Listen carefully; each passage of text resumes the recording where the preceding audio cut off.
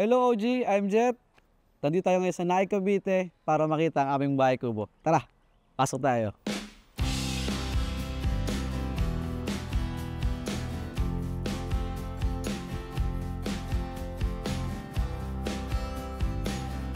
Itong kubong to, na-build siya ng talagang wala. Hindi ito yung mga kubo na nakikita natin in market, na binibili natin, na inililipat lang ng truck. Ito talaga from ground talaga to, sinimulan ko talaga. Para yung design ko or yung concept ko is makuha ko. Kasi pag bumili ka nga ng ibang kubo, may limited na lang yung design na magagamit natin. Ito, sariling concept ko to, sariling idea. I'm Jesse Legaspi, nickname ko Jet, mas kilala ko dyan. So, meron akong maliit na firm, engineering firm. Hawak ko yung civil works, mechanical works, machine shop, contractor, tsaka mga modular cabinet.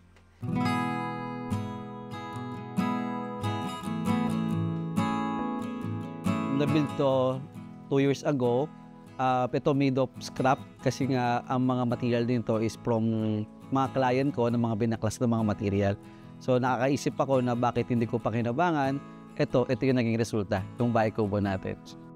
Meron kaming residential house. Actually, ito talaga, gusto ko ng isang place na, syempre sa work, medyo stress minsan. So, gusto kong magkaroon ng medyo relaxing place. Kaya, naisip ko na mag-put out ako ng isang bahay kubo na talagang comfortable pag nandito talaga ako.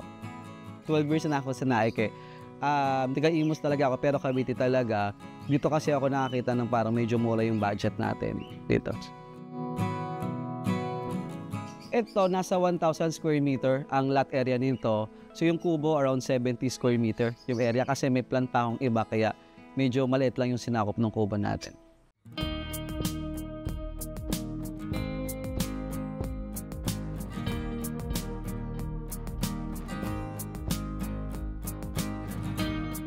Dito, pag pumasok kayo sa kubo natin, ang una nyong makita, syempre yung laki ng gate ko, pinalakihan ko talaga yan. Then sunod dito, yung basketball court, naggawa ko para sa mga kids. Then yung parking sa may gilid. Tapos pagpasok nyo, meron akong isang kalesa table dyan. Sa terrace, itong area to, ito medyo pinalakihan ko para magkasya yung dining table natin. So, good for malalaking mga family, pwede tayong magsalo-salo dyan. Kasi ito yung gusto ko eh, yung dining namin area is parang nasa open siya. So bukod sa may sa loob, meron din, pero ito yung una pa lang, ito yung gusto kong area talaga. Medyo presko talaga yung dating natin. Pagpasok sa loob, meron diyang isang modern style na living room. Isang kwarto lang yan kasi maliit lang talaga yung space natin. Pang one family lang talaga kasi. From living area, so meron tayo dyan pababa, yan yung kitchen natin. And bathroom, meron naman tayo.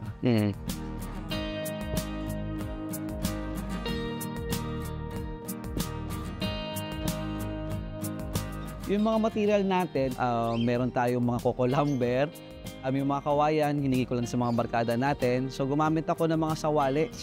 Then kinombination ko siya ng mga glass, also scrap material, para magmukha siyang modern talaga.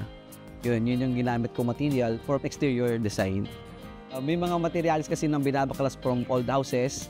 So yung nakikita ko, kung i-dispose ko, sayang talaga. So kagaya ng mga foundation nito, yung mga wall niyan, lahat yan scrap, mga pinagtibagan or mga pinag-alis ng mga mesa, yung mga poste niyan, mga pinagtira namin sa mga forma din ng mga client namin. So siguro kung 100%, mga nasa 70% nito, puro scrap material. Sa interior naman, gumamit tayo ng modern design. Gumamit ako ng mga modular cabinet na hindi mo ini-expect pag tinignan mo yung kubo na naka-modular cabinet siya. Also yung mga TV rack natin, naka-modular din yan. Nag-test din ako ng flooring and even yung mga walls, nag-drywall tayo dyan. Modern talaga siyang tignan.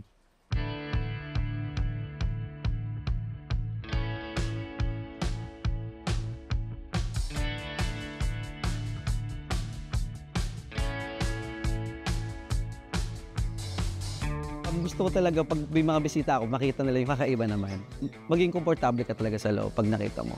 Then hindi rin kasi ako nakakita ng kubo na medyo magandang i-design kapag gumamit ka ng mga material na laging ginagamit sa kubo. For example, gumamit ka ng pawid or sawali. So iba pa rin pag ginamitan natin ng modern material. So nagiging malinis yung loob niya.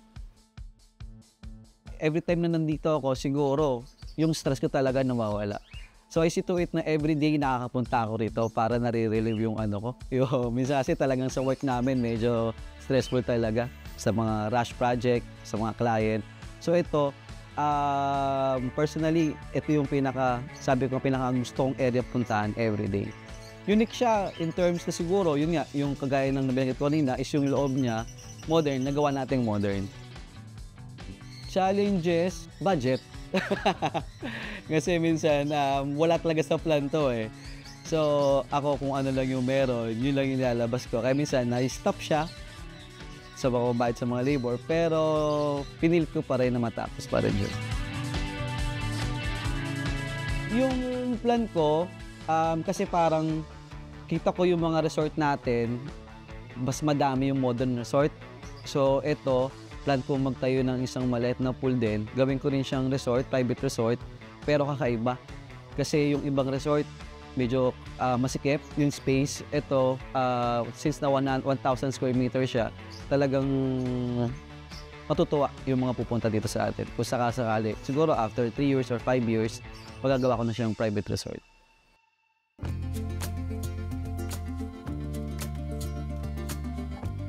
Yung natutunan ko, siguro yung lahat nung kakayahan ko paano magtayo ng bahay, mag-design, so in-apply ko dito. So sana nagustuhan nga ng mga viewers natin kung ano yung design kasi hindi ito basta lang tinayo, talagang pinag-isipan ko yung mga material na gagamitin natin dito para gumawa siyang modern.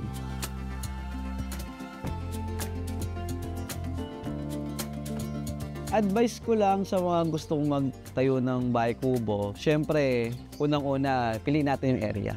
Hindi masyadong crowded, medyo nature yung dating. Kasi kung magkatayo tayo ng bahay kubo sa crowded area, parang hindi mo rin mafe-feel eh.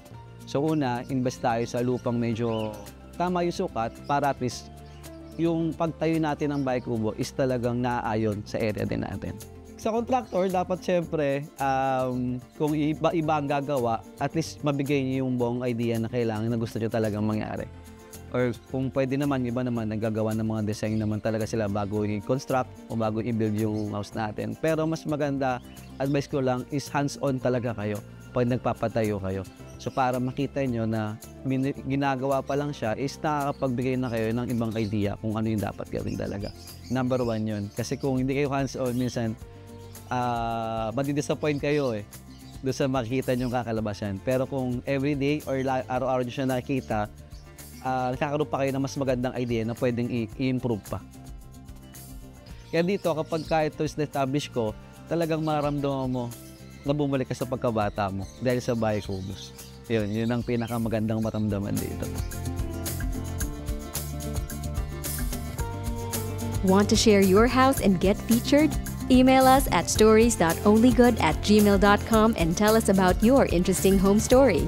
For more videos like this, subscribe to OG and be part of the community.